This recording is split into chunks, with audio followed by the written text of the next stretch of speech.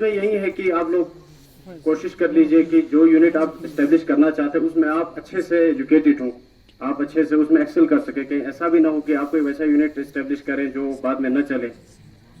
तो ये अगर आप सही तरीके से एक यूनिट इस्टेब्लिश कर लेते हैं तो आपके लिए ये जिंदगी में एक अच्छा सा एक एसेट साबित हो सकता है।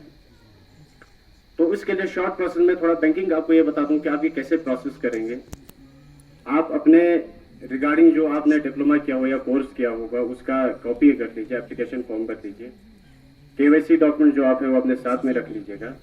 बाकी अगर बैंकिंग के थ्रू आप करते हैं वहाँ ब्रांचेस पे आकर तो काफ़ी प्रोसीजर थोड़ा लंबा हो सकता था। कहीं जगहों पे आपको परमिशंस की ज़रूरत पड़ती है कुछ यूनिट्स के लिए, जैसे इलेक्ट्रिसिटी की परमिशन होती है, कहीं कहीं पानी की परमिशन की ज़रूरत होती है, कहीं फायर वालों से भी जो है फॉरेस्ट वालों से एनओसी की ज़रूरत पड़ती है। तो वो सारा प्रोसेस यहाँ आपको सिंप्लीफाइड है।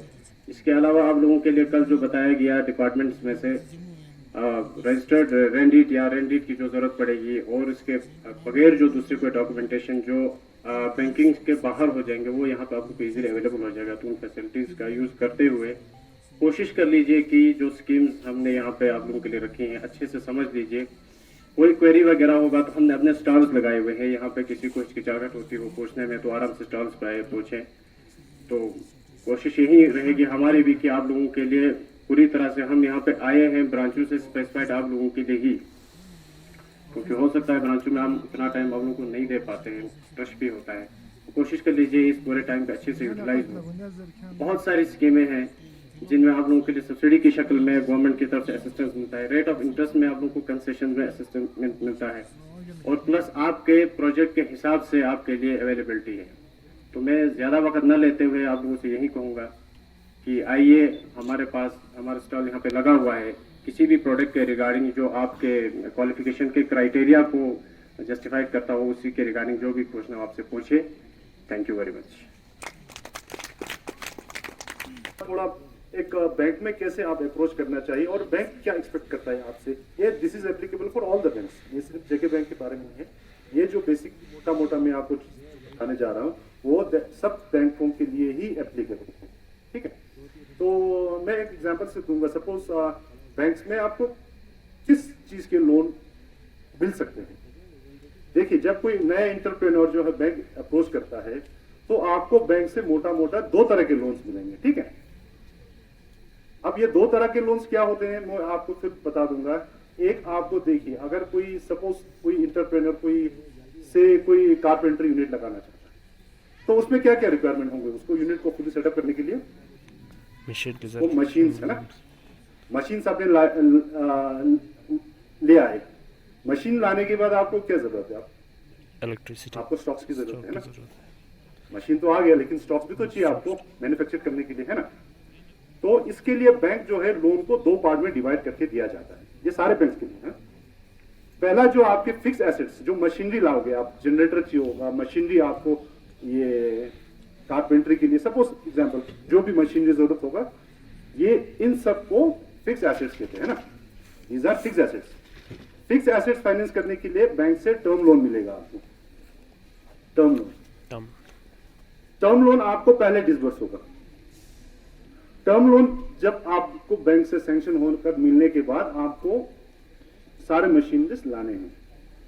मशीनरीज लाकर आपका जब प्लांट सेटअप होगा उसके बाद चलाने के लिए आपको वर्किंग कैपिटल का लोन मिलेगा उसमें, ठीक है। आपको स्टॉक्स खरीदने के लिए उसमें स्टॉक्स खरीद सकते हैं, उसमें आप मंथली किराया दोगे, उसमें आप स्टाफ के सैलरी दोगे।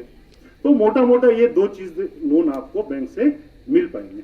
एक लोन मशीनरी खरीदने के लिए और एक लोन आपको वर्किंग कैपिटल जो आपको यूनिट को आपको चलाने के लिए। दोनों को मिलाकर एक कंपोजिट लोन भी ले सकते हो आप, ठीक है। कंपोजिट लोन में आपके दोनों टाइप्स जो अभी मैंने बताया दोनों लोन्स उसमें इंक्लूड है। तो जरूरी नहीं है आपको दोनों तरह के लोन ले। आपको अगर टर्म लोन ही लेना, आपने मशीनरी लेना, उसके बाद जो वो रॉ मटेरियल आपने खरीदना है वो सब आपके पास अपना सोर्सेज से आप अगर लगा सकते हो तो आप मशीनरी के लिए ही लोन ले सकते हो। मशीनरी आप अगर अपने पॉकेट से आप लगाना चाहते हो तो आप वर्किंग कैपिटल के लिए भी लोन ले सकते हो, है ना, जिससे आपको रॉ मटेरियल वगैरह खरीद सके। मोटा मोटा आपको जिस्ट यही है बैंक्स में। अब जो भी आपका इन्वेस्टमेंट, जो भी आपका स्किल है, जहां भी आप बिजनेस लगाना चाहते हो, ये जो दो चीजें हैं this is applicable for all the trades, कुछ भी लगाना चाहिए। हाँ, हो सकता है किसी चीज में फिक्स एसेट का खर्चा ज्यादा बैठे, है ना, किसी ट्रेड में फिक्स एसेट आपको मशीनरी में ज्यादा इन्वेस्टमेंट होता होगा, रॉ मटेरियल में कम होता होगा, किसी में रॉ मटेरियल में कम होता होगा, वर्किंग कैपिटल नहीं सॉरी किसी में फिक्स एसेट में कम होता होगा, वर्किंग कैपिटल ज्यादा चाहिए होगा, वो आपको प्रिपेयर करके आपने बैंक को सबमिट करना है, ठीक है। तो इसमें दूसरी और एक इंपॉर्टेंट चीज देखिए, बैंक जब भी लोन देता है तो आपको 100% लोन कभी कोई भी बैंक सैंक्शन नहीं करेगा, आपको कुछ पैसे अपने पॉकेट से भी देने हैं, अपने फैमिली के सोर्सेज में से या जहां से भी, उसको बैंक मार्जिन कहते हैं, ठीक है। तो मार्जिन 15 to 25% नॉर्मली रहता है आपका, बैंक एक्सपेक्ट करता है कि 15% के 25% डिपेंड करता है स्कीम पर, इतना जो है आपने अपने तरफ से कंट्रीब्यूशन देना है। जो शॉर्टफॉल होता है उसके बाद जो वो शॉर्टफॉल जो है वो बैंक आपको in the shape of loan finance करेगा, ठीक है। अब रही बात 20% 25%, हमारे काफी बच्चों को हो सकता है इश्यूज की वो उतना कंट्रीब्यूट नहीं कर पाए, उसके लिए अभी हमारे गवर्नमेंट ऑफ इंडिया की तरफ से अच्छे स्कीम्स हैं जिसमें आपको मार्जिन 5% पे भी आपको लोन मिल जाएगा, जिसके बारे में शायद अभी डिस्कस भी कर रहे थे, है ना, DIC से बता रहे थे और शायद बैंक से भी बोल रहे थे। उसमें जो गवर्नमेंट के अगर किसी स्पॉन्सरिंग एजेंसी के थ्रू अगर आप अपना एप्लीकेशन रूट करोगे तो उसमें से फॉर एग्जांपल PMEGP के थ्रू करोगे तो आपको 5% ही देने हैं, 95% बैंक में फाइनेंस करने हैं। बाकी नॉर्मल कोर्स में अगर आप बैंक में अप्रोच करोगे तो आपको बिटवीन 15 to 25% ये सारे बैंक आपको मांगेंगे आपसे जी। 100 रुपए का अगर यूनिट लगा रहे हो तो 15 रुपए से 25 रुपए आपने अपने ही जेब से लाने हैं, बाकी शॉर्टफॉल जो है वो बैंक फाइनेंस करेगा, ठीक है। बाकी आगे तो मेरे ख्याल से यही मोटा 2-3 चीजें हैं और ये एप्लीकेबल है सारे बैंक्स के लिए, ऐसे ही चलेंगे। आप अपने प्रोजेक्ट जो भी होगा बैंक में आप फॉरवर्ड कीजिए, ठीक है, और बैंक से आप इजी टर्म्स पर अभी लोन भी मिल जाएंगे क्योंकि आप लोग सारे वैसे भी स्किल्ड लोग है ना, तो सारे बैंक चाहेंगे कि हमारा लोन भी स्किल्ड लोगों को जाए ताकि आपके बिजनेस में एक्सपेक्टेशन ज्यादा है क्योंकि आप स्किल्ड हो तो आप इस बिजनेस को ज्यादा जानते हो। किसी दूसरे एक एज अ लेमैन अगर मैं कोई बिजनेस स्टार्ट करना चाहूंगा जिसके बारे में मुझे नॉलेज नहीं है तो एक किस्म से ड्रॉबैक भी है। एक प्लस पॉइंट है क्योंकि आपके पास स्किल है तो आप अपने बिजनेस को बहुत अच्छी तरह मैनेज कर पाओगे, है ना। तो मैं इसी साथ मैं कंक्लूड करूंगा and I wish all of you a grand success in whatever endeavors you are going to make in future. Thank you so much. Contact कर सकते हैं, हमारे वहाँ पे काउंटर है, आप लोग को और इस बारे में कोई क्वेश्चन होगा तो काउंटर में हम सब आप लोग से और एनी क्वेश्चन होगा तो आप आपसे बोल सकते हैं। बताइए इधर सीधे चेतन, जैसे कि आप लोग बोल सकते हैं क्योंकि आप फ्रेशर है, ये चीज़ आप लोग क्वेश्चन कर सकते हैं। जैसे कि हमारे बैंक में आपको PMGP मिल जाते हैं, लड़कियों के जो यूनिट आप एस्टेब्लिश करेंगे वो 35 नहीं आप 35% आप लोग अपने इस पे प्रिंसिपल अमाउंट पे जैसे कि आप लोग 10 लाख मिलते हैं उस पे 35% आप लोग को ये मिल सकते हैं। आप लोग अलग अलग बैंक का अलग अलग रेट है, हमारा है हमारे 9.5 से 10.5 तक एवरेज में, तो अलग अलग हो जाए बैंक कर सकते हैं। हाँ तो वो आप किस बेस पे देते हो? जैसे कि नहीं उसमें कुछ नहीं है, आप अपना दो फोटोग्राफ और बाकी आपके KYC वैसे जैसे कि आपका आधार कार्ड होगा, पैन कार्ड होगा, वो सब जाके हमारे इंचार्ज है हमारे यूनिट साहब उससे कांटेक्ट कर सकते हैं, इसीलिए हम प्रोवाइड कर सकते हैं। आपको कुछ नहीं करना है, सारे डॉक्यूमेंट्स हमारे यूनिट साहब के पास रखने हैं, इसके बाद आपको सर प्रोवाइड वो पर मंथ का कितना? वो पर मंथ आपको डाउन पेमेंट करते हैं आप लोग डाउन, जैसे कि आप इन्वर्टर और बैटरी का और प्लस सोलर के चार्ज के साथ है। अगर आप लोग चाहते हैं कि ये सिस्टम पूरी 40,000 उसे डाउन पेमेंट आपको 8,000 देना पड़ेगा, बाकी मंथली इंस्टॉलमेंट आप लोग को 1500 की 1400 के एवरेज में आपको देना मंथली के, और 2 साल में आप लोग को यही चीज कंप्लीट हो सकता है। बाकी मेन चीज है फ्रेशर्स लोग इस पे ये मेन चीज फ्रेशर्स लोगों के लिए मैं चाहता हूँ कि PMGP और शॉपकीपर का आप यूनिट खोलते हैं, एक यूनिट है जैसे कि आपके पास, उसका आपको एक सर्टिफिकेट जो आप लोगों को सर्टिफिकेट इशू करते ये लेबर ऑफिस से, उसका हमें प्रूफ चाहिए और आपका लोकेशन यूनिट लोकेशन उसका ये चाहिए, बाकी आपका KYC और कुछ नहीं है आपका।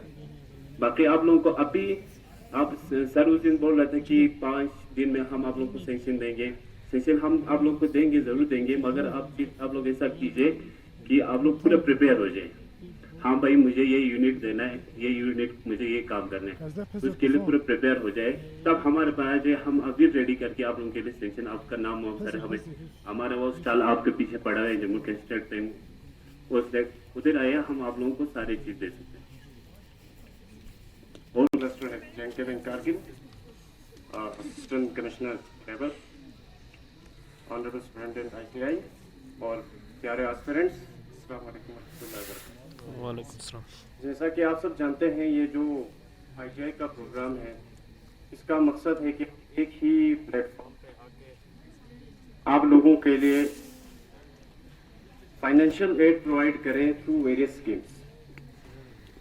आप लोग फ्रेशर्स हैं, पास आउट्स हैं, आप लोगों ने डिग्रीज कोर्सेज किए हुए हैं, तो आप अपना कुछ बिजनेस सेटअप करना चाहते हो, इसके रिगार्डिंग आपको फाइनेंशियल असिस्टेंस की अगर ज़रूरत पड़ती हो, तो इसी मकसद से ये कैंप यहाँ पे इनेकाद किया गया है। इसका मकसद ये है कि आप को एक ही प्लेटफॉर्म पे ये सारा प्रोसेस इजीली अवेलेबल हो जाए। जैसे कि हमारे बहुत सारे स्पीकर्स ने आपको बहुत सारी स्कीमों के बारे में बताया, और इन स्कीमों का मकसद यही है कि आप अपना बिजनेस जो एस्टेब्लिश करना चाहते हो उसमें ज़्यादा हिंड्रेंसेस आप लोगों को ना आए।